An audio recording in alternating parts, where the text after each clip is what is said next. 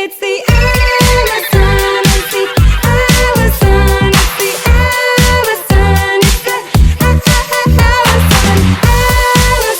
it's the Alison, it's the Alison. Welcome to the Alison Show. I'm Alison, and boom, baby, I'm so glad you're here. Listen, lover, there's so much power in learning to see ourselves clearly. So on this podcast, let's try. We're going to laugh together, possibly cry together, and we'll talk about why it's hard to feel our inherent wholeness, why it can be hard to feel awesome, and what to do about it. And good news, we're going to be aggressively compassionate to ourselves and others as we do it. Let's go, yo! This is episode 183. I'm here. I did that out of order, but I'm here with the lovely, the talented, the sexy, the beautiful, my husband and yours, Mr. Eric Robertson. Good morning. Hi. Hi. Hi. It's so good to see you. Oh, thanks. It's been a while. Yeah. Now I get to say, this is episode 183, and this is an Ask Alison episode. What that means is that I have this form that you can click on, and you can leave a question, anonymous or not. It is always available to you, and I am going to answer all the questions that are on it right now. And I'm going to try to keep my answers 3 to 4 minutes. I already decided. How many do you plan on answering? I don't know. There's 5 or 6 or something. Okay. I just don't want to go too long. So I'm calling this 183, Ask Alison, Jealousy, Being a Human, and Picking the Thing. Oh my. That was the title. Is that the Tigers? Bears, Yeah, it was something along those okay. lines. I got it. Okay, I'm not you. the smartest guy out there. At least a few other people will get it. I think it's going to be great. This episode is brought to you by me, Alison, and I wanted to let you know I have my power hours available right now. That is when I have some time in my calendar. I open up some different hours of time, and you can book one with me. And I love them. You have so much fun. I am giddy right now because I just got done doing Yeah, one. you get done and you are just like flittering around. Because I love talking to people, and You love ideas. I do. I love ideas. And my mom was talking to me about it. You love talking to people, but you love talking to people about things that really matter and that are deep and impactful. And I'm like, yeah. Moving the needle. I like to move that needle. So there's going to be a link in the show notes. Check it out. I've just got a few spots left, I think, in January, and then I'll be wrapped up for a while. Let's get into the episode. What do people want to know from you? What could they possibly think you have to offer? What could they... You obviously don't have opinions on anything. Yeah, I don't have any advice. I'll tell you, Eric, thank you for asking. This is from Sarah, and I love this so much. She says, with the new year upon us, I have historically always fretted over setting goals and resolutions. I've found that as I become more me and forgiving and loving of myself, I have no desire to set goals or resolutions this year. Do you grapple with this? Thoughts? Ha! Sarah, I love this. Sir, little did you know, she's got more than one More than one what? thought on this.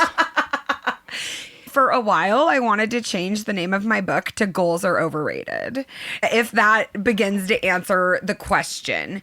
Now, here's the thing about goals. And actually, the power hour I just did, we talked about this, how she was saying, usually I'm like a vision board beast.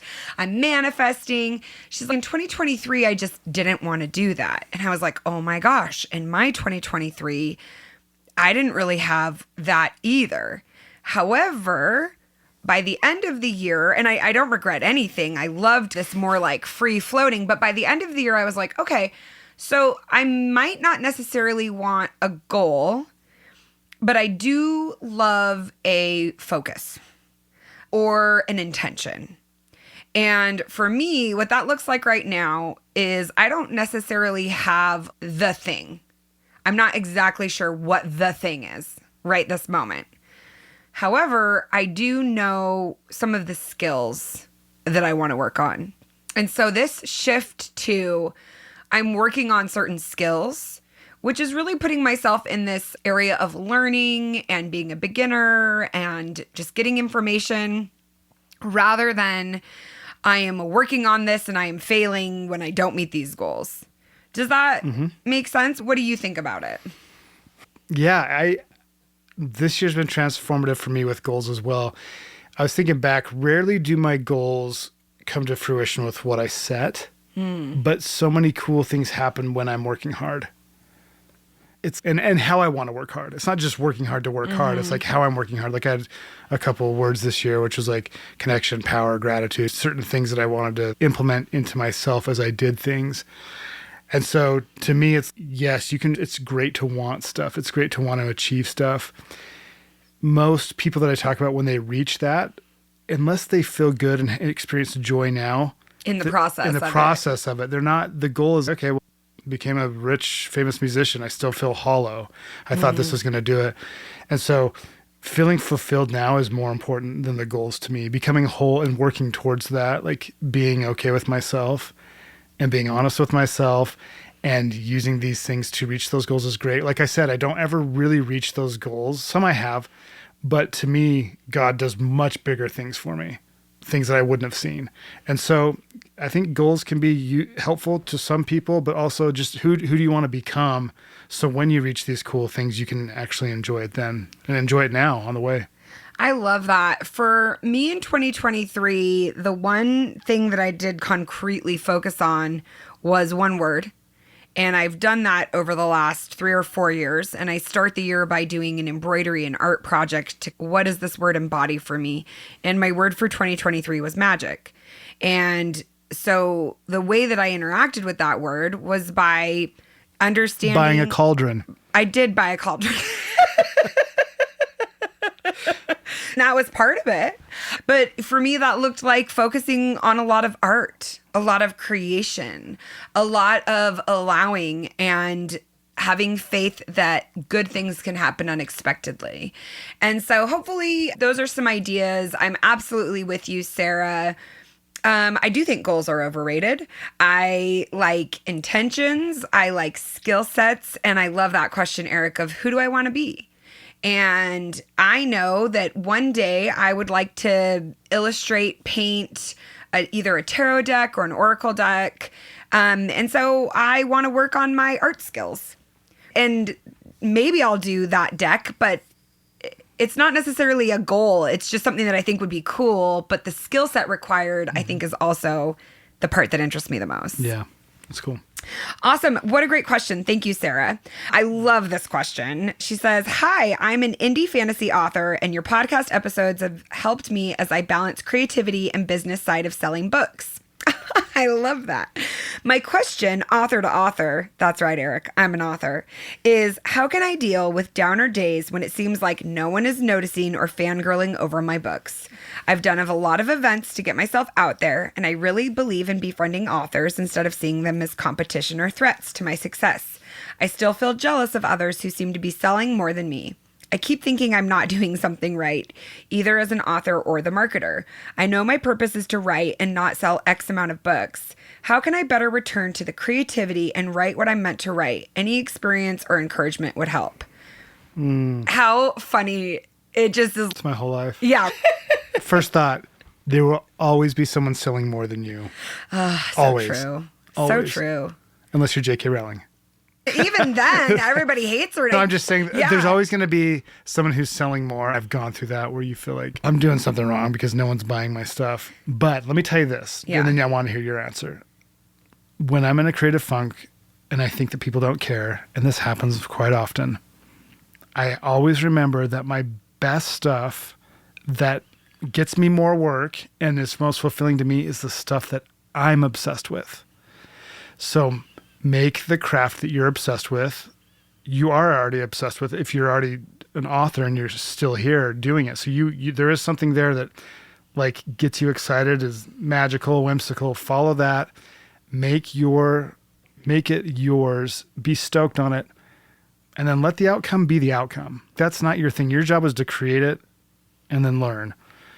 And when I try to like what are people going to like? That is pure misery, trying to create something that you think someone else will like. It's already gone if that's how you start your project. So that's my life experience. Do stuff you're obsessed with, and that's the stuff that people catch on to. I think that's exactly wonderful, beautiful. For me, that's my thing I say. When I put something up and I don't feel like it gets traction, or my book or whatever it is, I go, nobody cares. Nobody cares about me. That's what I always say. Nobody cares about me. Nobody wants to listen to me. Nobody's interested in me. And it does feel that way. And it feels crappy. And you're like, I spent a lot of time on this. And I know it's good. And that person has crap over there. And why is everybody into that crap? I must be doing something incorrect. I have to check my intentions and check, okay, so why do I want more people to buy my book? I want more people to buy my book because I want to get another book deal. I want more people to buy my book because I think that I should be a best-selling author. I want more people to buy my book. Oh, wait. Actually, when I talked to somebody yesterday in a power hour, and she told me that she took my book with me to the hospital when she checked in to take care of herself, that's actually why I want to sell more of my book. I do want all of the glory. I do want all of the accolades. However, they're not my driving factor anymore. And I have to remind myself that. I think it sounds like we're in a similar boat where you're writing what you want to write and you're creating these good things, but coming back to, oh yeah, I do want to sell a lot of books because it would validate me, I believe, in different ways. However, I really freaking believe in this message, and I want somebody who's in the lowest of low spots to be able to take my book with them and feel like it is this gentle, loving guidance. That's for my book. Fantasy, oh my gosh, you want people to explore new worlds and get out of their problems and into expansion. What a beautiful offering. That is why we storytell. That is why we develop characters, so that we can learn about ourselves and learn about the people around us. And I was able to attend a conference. Elizabeth Gilbert, who's an insanely successful author, has written lots of different types of books. And somebody like you and me got up and said, I'm an author and I have such a hard time selling my books. And I loved Elizabeth Gilbert's answer because it's what I would do naturally, but sometimes discount the importance of, is the marketing of the thing is part of the creation. And so what I mean by that is you don't need to sacrifice your process, and you don't need to sacrifice and prostrate yourself. However, after you have a good day writing, just get on your Instagram, get on a newsletter, hop up somewhere and be like, oh my gosh, I had so much fun writing today. I cannot wait for people to read this. And like my power hours, I don't really promote them any big way other than when I do them, I hold myself accountable when I'm just like on cloud nine, buzzing and smiling after a good conversation. Just hop in stories really quick, Alison. Maybe only a few people are going to see it, but show people how much joy and light you feel after talking. And maybe somebody who needs that will see it. And so that allowing the joy of the process of creation and what is fueling you to spill over and allow yourself to use that as the marketing, and cooking the marketing into it is part of the project.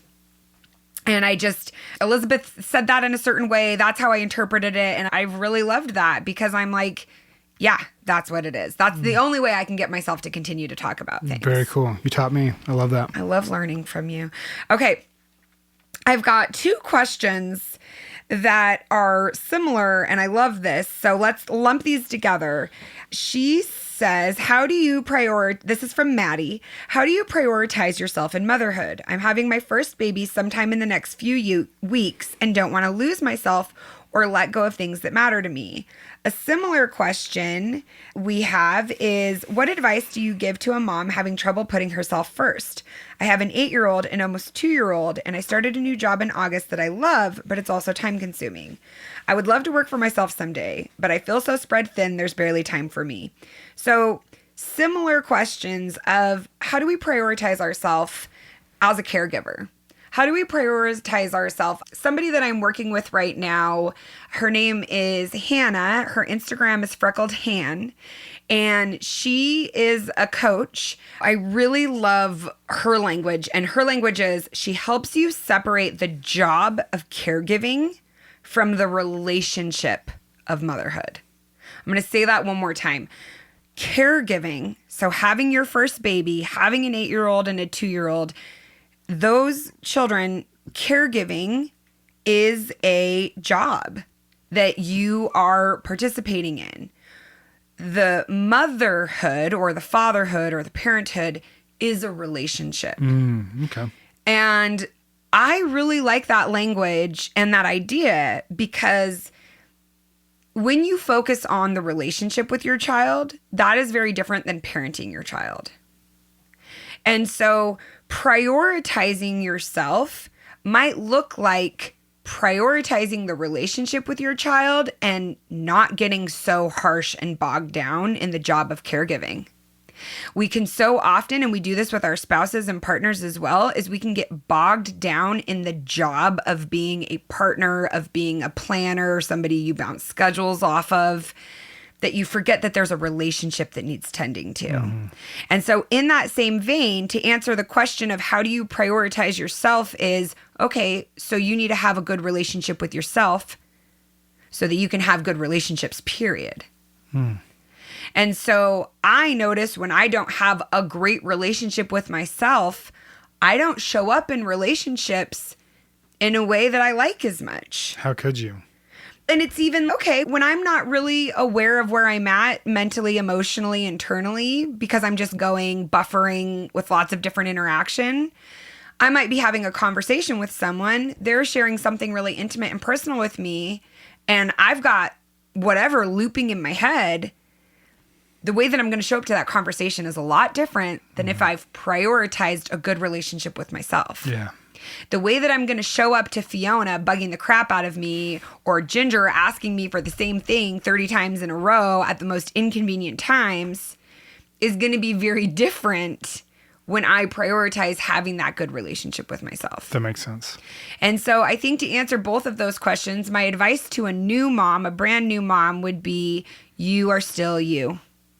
You're going to have this baby and you're going to develop a new relationship. So you get a new love of your life.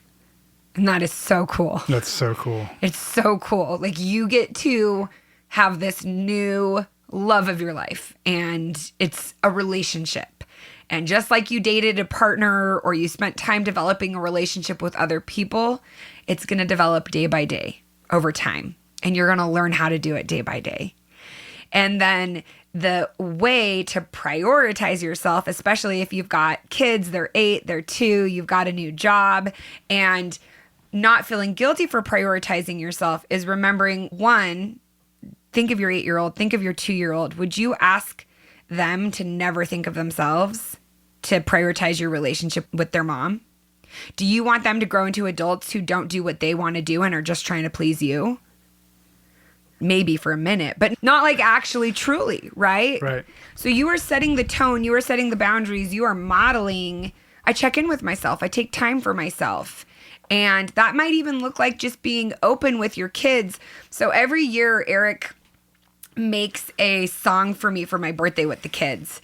And this year, and they all sing like a different verse, and it's amazing. I love it. And this year, Fiona, one of her verses for my birthday was, even when I want to hang out with her and she's working, She'll always make time after. she'll make time after. And when she like had that line, I was like, I've like never worked less in my life as her mom, right?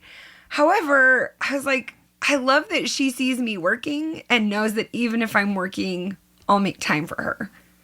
And she turns 8 this week. So she gets it. She sees it. She sees that I'm prioritizing doing work for myself or work for somebody else when I have calls, right?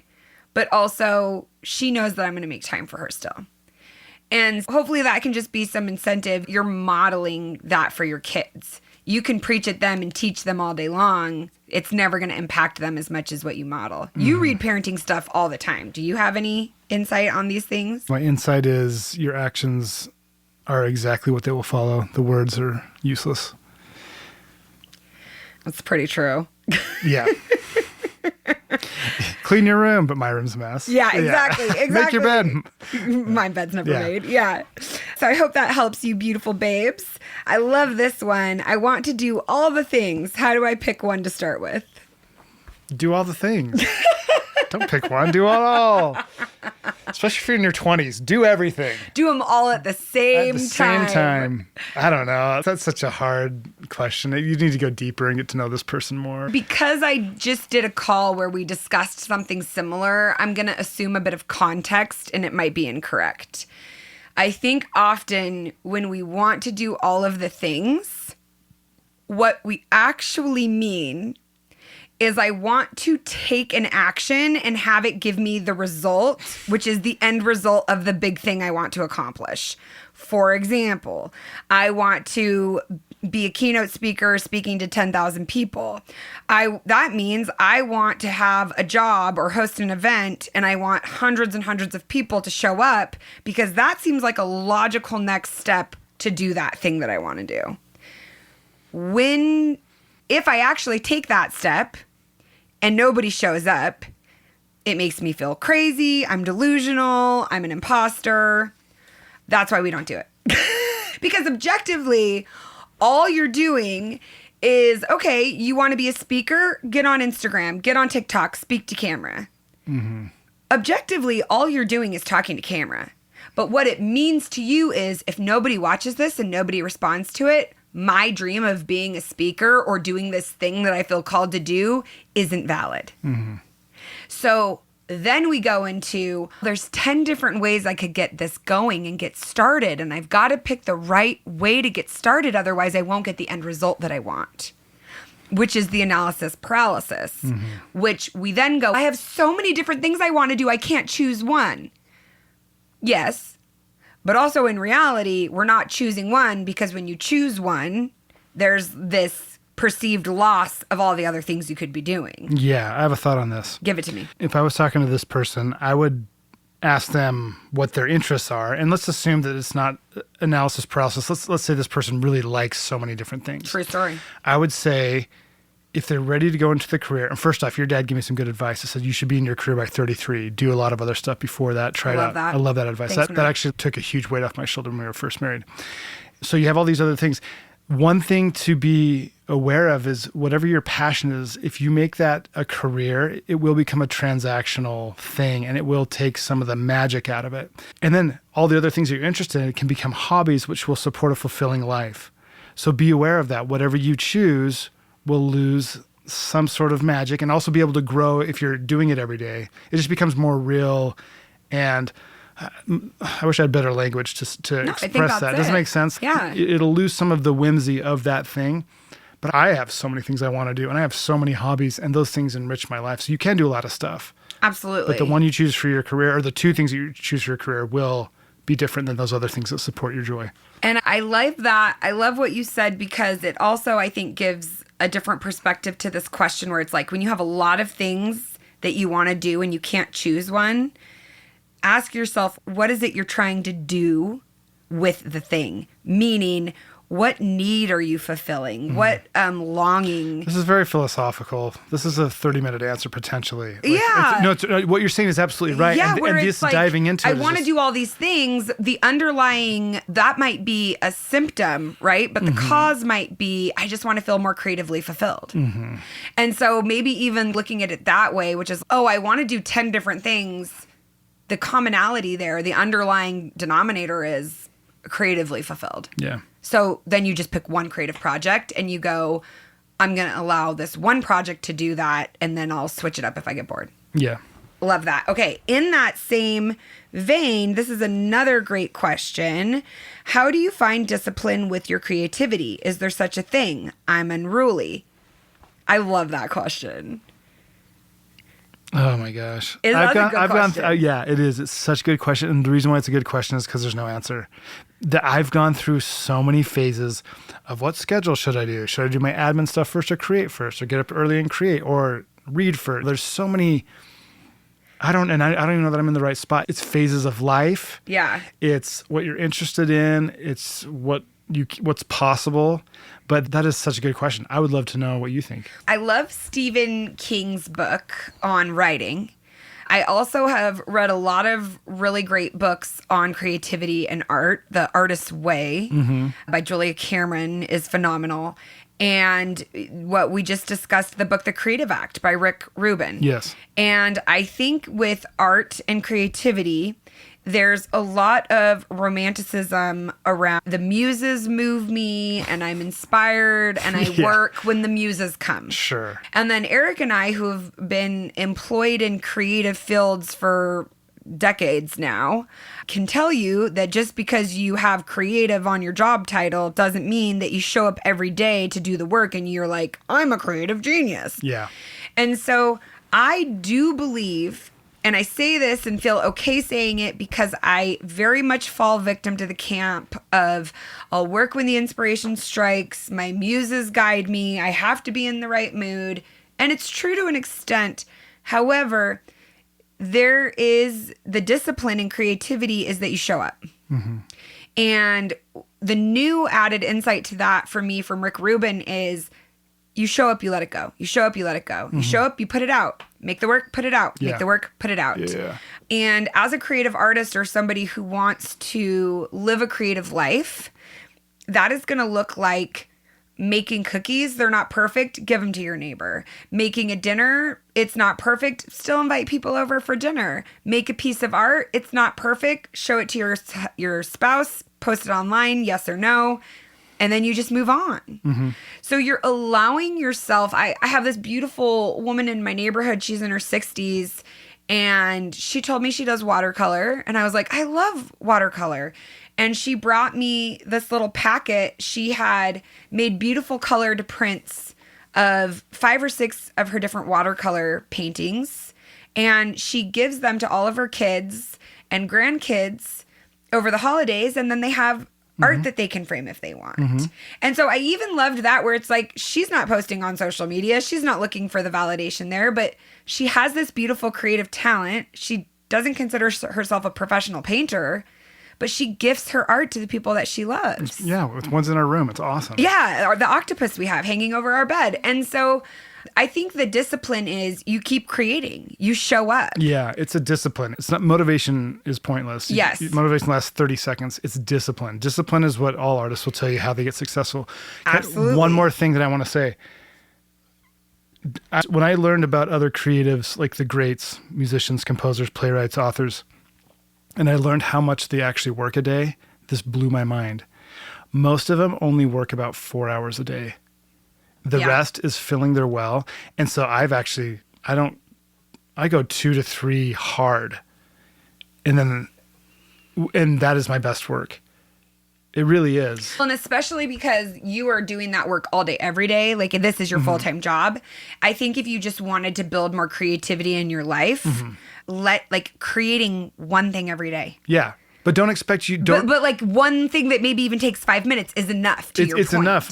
That is my point. But me taking off the expectation that I need to put a 8-hour, 9-hour day of this is so stupid in the creative realm. Creative, okay? Absolutely. Yeah. Because we don't have that much. Like we need to be filling our well with relaxation, with exercise, with inspiration to come back and give that 3 to 4 hours of just like your heart into it. Absolutely. And my output, I can easily say it's doubled. My output, my quality output has doubled when I cut my expectation and work hours in half, knowing that I'm going to dedicate like crazy for this morning or this afternoon.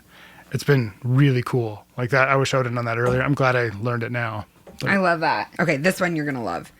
I feel like we've answered a little bit of this with what we've talked about, so I'm going to read the question, and I know you're going to love to give your insight on this. How do I grapple with wanting to live and feeling like I need to be more responsible? I'm 26 with 2 babies, nowhere near being able to afford a down payment, but possibly able to buy tickets to Japan in the next year.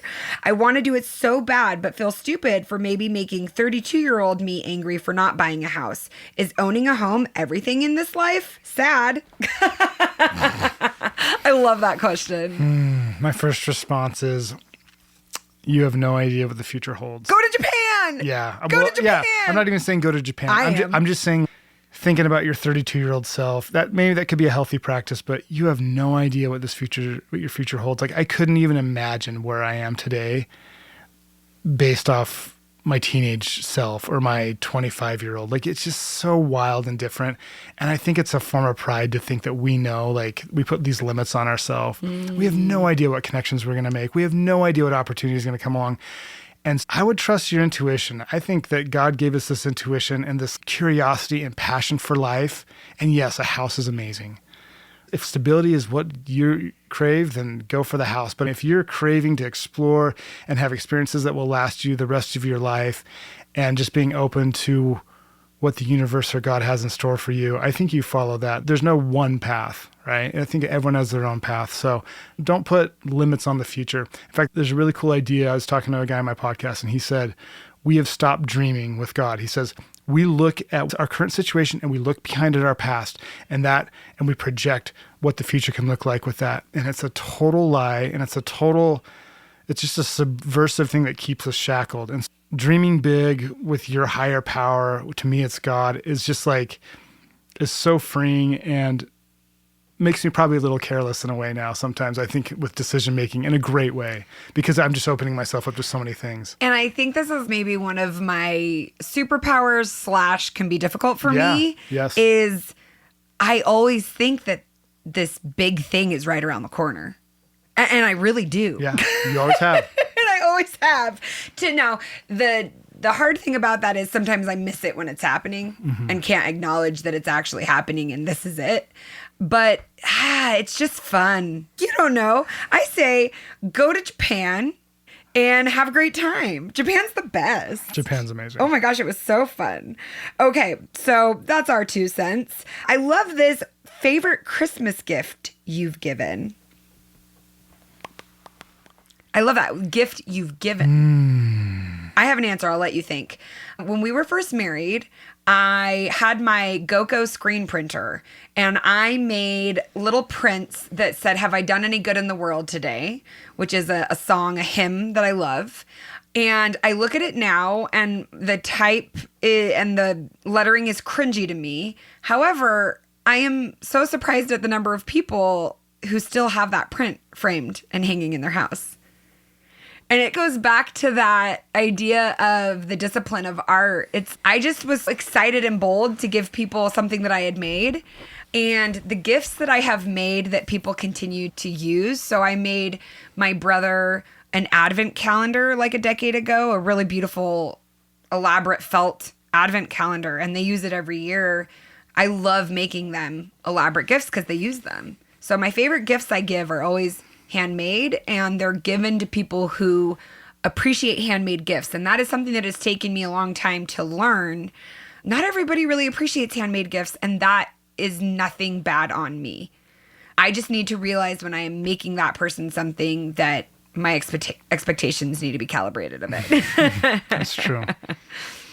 Okay, I'm a little embarrassed about what I'm going to say because I don't really remember what I've given like presents to people, but my favorite gifts that I've ever given for Christmas have been the times when there's like a needy family in the neighborhood. And it started with my parents. Like we would get cash and doorbell ditch, and those memories like stuck, and I've done it. We've still continued these things. Remember the year that I had all those games? Yes. Because I had worked with Hasbro, Yes, and we exactly. went around and doorbell ditched like 15 games on people's doorsteps. That was so fun. Like those are the only times I remember. It's like doorbell Yeah. ditching envelopes of cash to people. That's by far my favorite. I don't want to toot my own horn like I'm some great person, but that's the ones I remember. You are a great person. Thanks. Okay. I love that. That's so cool. Don't be embarrassed. This is beautiful. What is the first step you took to start the healing process? I've listened to your podcast for years, as well as come to your book release, book club. So I followed your healing journey and want to start my own, but the first step is always the hardest. Kendall. Kendall, you're the best. You already started it, Kendall. You already did it.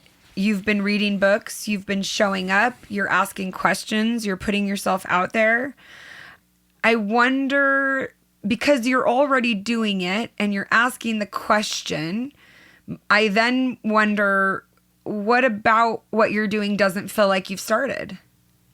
What do you think the healing process should or shouldn't look like And do you think that there's like an aspect of it that you feel like you have to do, but you're avoiding? And maybe that's what your question is. Because if I was going to say, oh, the way you start your healing process is by going to therapy, and you're like, I don't want to go to therapy because I don't want to talk about this crap that is in my past or that is under the surface. That's just one way to do it.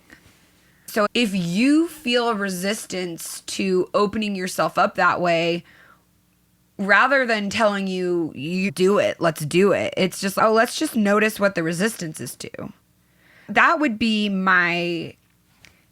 like my first step would be like, okay, you're already doing it. You just actually told me how you're doing it. Because if you read my book, that's part of a healing journey right there. Because, and if you're showing up, you're asking questions, you're open to information, I would say that's also part of the healing journey. Yeah, there's so much good information out there on healing and tips and tricks and hacks and all that stuff. To me, and this is new to me, and it's been the last year, is I guess this is like both emotional and physical. Like if you go to the doctor and you have a broken leg, you can't just say, I'm in a lot of pain, I just need a pain pill. And you think you know what it is. So to me, it's been getting like humble and honest with where I'm really at. You have to go, I have to be honest. There's some uncomfortable things that I'm not proud of. And this was done to me. And those types, I don't know if you can start anywhere else, because if you're not being honest about what you need to heal from. No, and you know what? I lied. I actually do have a first step, because this is when it really got real for me. And it's in that same vein, is knowing that no matter what, I have non-negotiable worth and value, and that I am good and I'm okay and I'm fine. So for me, that looked and felt like I'm good with God. God's not mad at me. I'm not inherently incorrect or wrong.